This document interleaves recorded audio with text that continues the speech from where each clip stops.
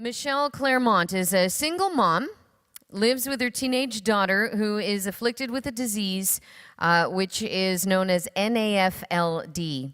And since her daughter was diagnosed in 2008, she's been running a support group on Facebook, blogging on WordPress, and working with the Canadian Liver Foundation to find answers and to provide support. Here to tell us about that, Michelle Clermont. Good evening, London, Ontario. I am brand new to your city. I moved here in July. This is my daughter, Megan, who is 15 years old and has been sick since 2008 with fatty liver disease, also known as non-alcoholic fatty liver disease.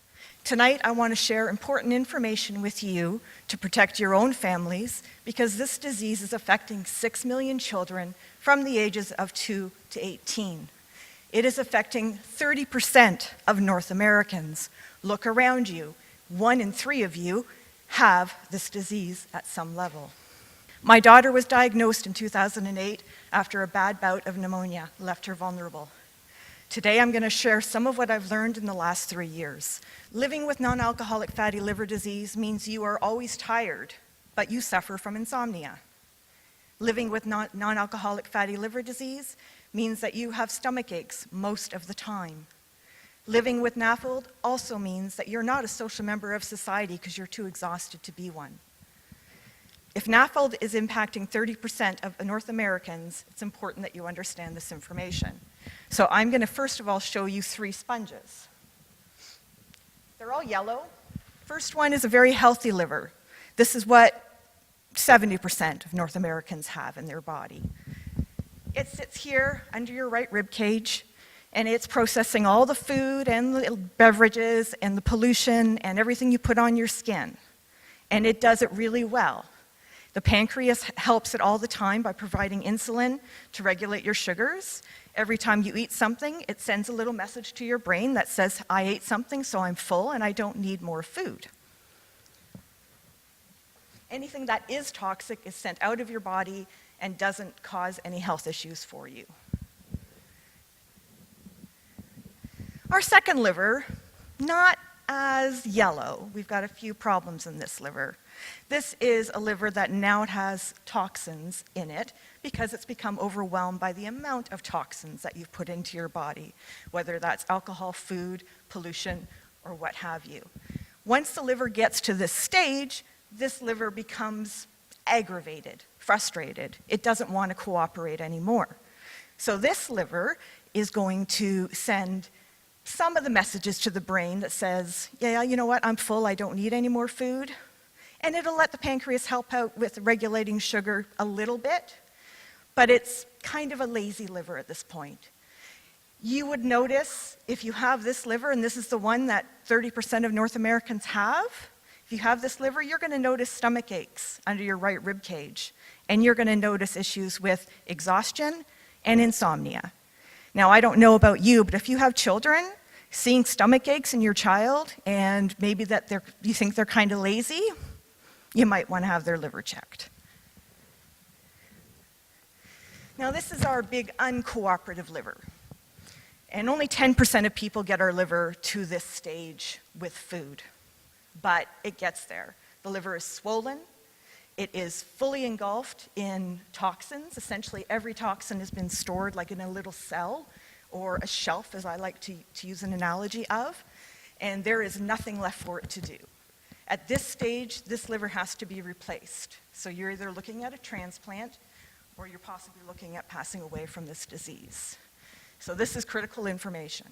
I know 4 people that have passed away in the last 3 years due to this disease because they didn't get a transplant in time. I know 5 people that are currently waiting for a transplant. And I know 1 man in London who came within 1 day of losing his life, and he received a new liver and has now got a new lease on life.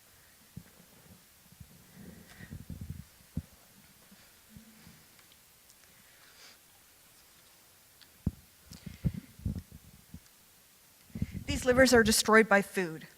I know you would understand that you should not eat junk food. That's common sense. But what if I told you that with healthy foods in the grocery store, you're also at risk of impacting your liver? High fructose corn syrup is proven now to be a cause of non-alcoholic fatty liver disease.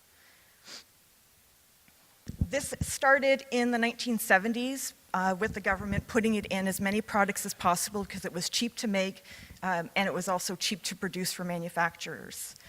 I will show you some examples of products that it is in that might surprise you because you wouldn't think that these products would be unhealthy for you. Vegetable juice. You would think you're making a healthy choice if you're drinking vegetable juice, wouldn't you? Second ingredient on this label, fructose. Brand cereal. All brand buds. How many of you stick that on the top of your cereal in the morning to give yourself that added fiber? Guess what? Fiber doesn't taste so good. So they add fructose to improve the flavor of fiber. Does anyone recognize this yogurt? Activia. This makes you regular, keeps you healthy, right? It also has fructose on its label. Crackers. This is your mother lode. Not only do you have fructose, you've got MSG, and you've got tons of sodium. So really, if you want to hurt yourself, perfect.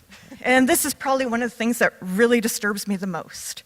When I went looking in the baby aisle, I found not only is it in toddler biscuits, it's also in baby formula.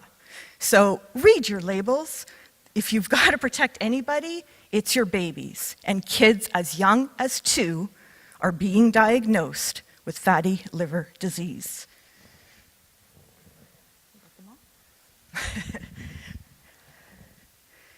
No, there's granola bars there.